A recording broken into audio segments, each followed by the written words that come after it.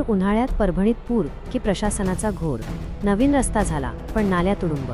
पावसाळ्यापूर्वीच कारेगाव रोडवर दुर्गंधीचे साम्राज्य. परभणी प्रतिनिधी शहरातील कारेगाव रोड परिसरातील महात्मा फुले कॉलनी ते लहुजीनगर या भागात सध्या एक विचित्र आणि संतापजनक चित्र पाहायला मिळत आहे. राज्याच्या अनेक भागांत पाण्यासाठी टाहो फुटला असताना या भागात मात्र रस्त्याच्या कडेला असलेल्या नाल्या भर उन्हाळ्यात पाण्याने तुडुंब भरून वाहत आहेत.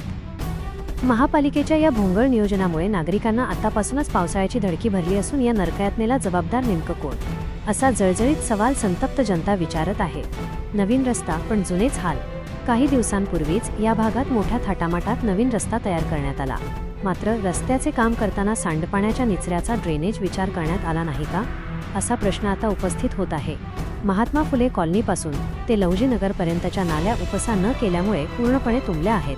कडक उन्हामुळे या साचलेल्या पाण्याला प्रचंड दुर्गंधी सुटली असून डासांचा प्रादुर्भाव वाढल्याने स्थानिकांच्या आरोग्याचा प्रश्न ऐरणीवर आला आहे.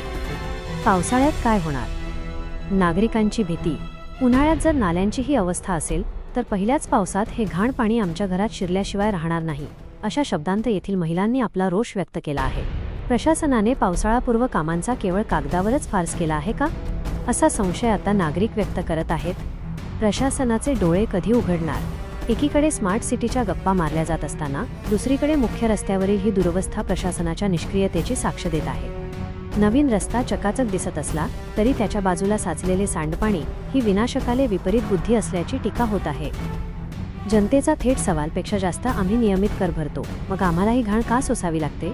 जर पावसात इथे नुकसान झाले तर त्याची जबाबदारी महापालिका आयुक्त घेणार की संबंधित कंत्राटदार? आता या बातमीची दखल घेऊन महापालिका प्रशासन तातडीने या नाल्यांची साफसफाई करणार की पावसाळ्यात संपूर्ण परिसर जलमय होण्याची वाट पाहणार, याकडे सर्वांचे लक्ष लागले आहे.